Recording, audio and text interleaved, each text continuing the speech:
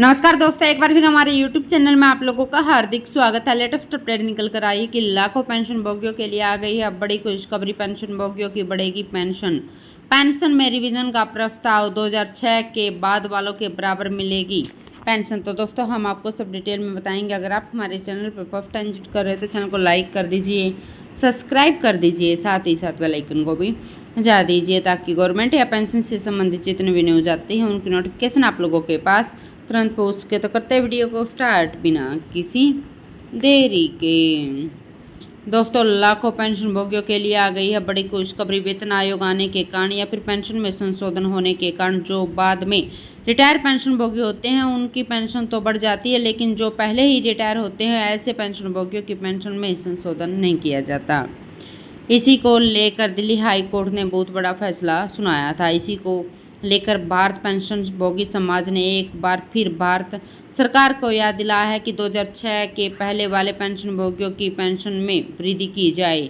क्या था पूरा मामला, हम आपको विस्तार में बताते हैं। दोस्तों आपको बता दें कि दिल्ली हाई कोर्ट ने एक महत्वपूर्ण फैसला सुनाया था जिसमें केंद्र सरकार ने आदेश को रद्द कर दिया। दिल्ली हाई कोर्ट ने केंद्र सरकार के इस फैसले को रद्द करते हुए कहा कि यह पूरी तरह से अवैध आदेश है। दिल्ली हाई कोर्ट ने श्री SPS वेंस और श्री डॉक्टर एस नकारा के मामले में सुप्रीम कोर्ट द्वारा किए गए फैसले का अनुसरण करते हुए केंद्र सरकार द्वारा जारी सर्कुलर को रद्द कर दिया था। आपको बता दें कि सुप्रीम कोर्ट ने 9 सितंबर 2008 को एक फैसला किया था जिसमें कहा था कि एक ही रैंक से रिटायर पेंशन भोगियों की पेंशन समान होनी चाहिए, चाहे वे डिफेंस के हों या फिर सिविल के केंद्रीय पेंशन भोगी हों। सुप्रीम कोर्ट ने कहा था कि वेतन आयोग आने के कारण या पेंशन में संशोधन होने के कारण अगर पेंशन में सुधार होता है तो जो पेंशन का फ़ायदा बाद वाले पेंशन भोगियों को दिया जाता है वही फ़ायदा पहले से रिटायर हो चुके पेंशन धारकों को भी मिलना चाहिए। सुप्रीम कोर्ट ने कहा था कि इस प्रकार की व्यवस्था सभी पेंशन भोगियों पर लागू होनी चाहिए।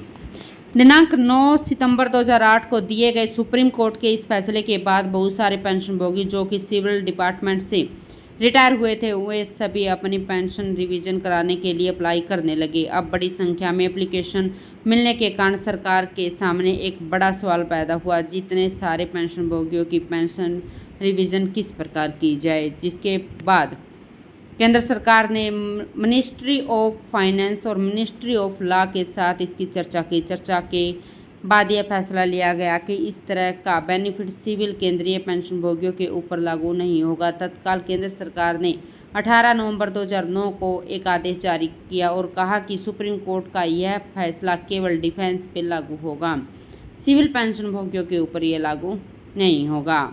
केंद्र सरकार के इस फैसले से सिविल पेंशन भोगियों में नाराजगी देखी गई। दोस्तों दिल्ली हाई कोर्ट ने 20 मार्च 2024 को एक फैसला लिया जिसमें कहा कि केंद्र सरकार का 18 नवंबर 2009 का सर्कुलर अवैध है और हाई कोर्ट ने कहा कि पेंशन रिवीजन का फायदा सभी पेंशन भोगियों के ऊपर लागू होगा। दिल्ली हाई कोर्ट ने सुप्रीम कोर्ट द्वारा दिए गए डॉक्टर एस नकारा के मामले में विशेष संविधान के आर्टिकल 14 के ऊपर विशेष ध्यान देते हुए इसमें पेंशन भोगियों की पेंशन में समानता होनी चाहिए। कोर्ट ने कहा कि 2006 के पहले पेंशन भोगियों की पेंशन में 1 जनवरी 2006 के बाद के पेंशन भोगियों के समान पेंशन की सुविधा होनी चाहिए।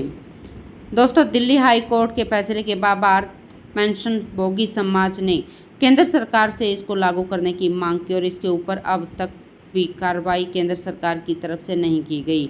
ऐसे में भारत सरकार ने इस पर केंद्र सरकार को याद दिलाया है कि इसमें देरी ना करे।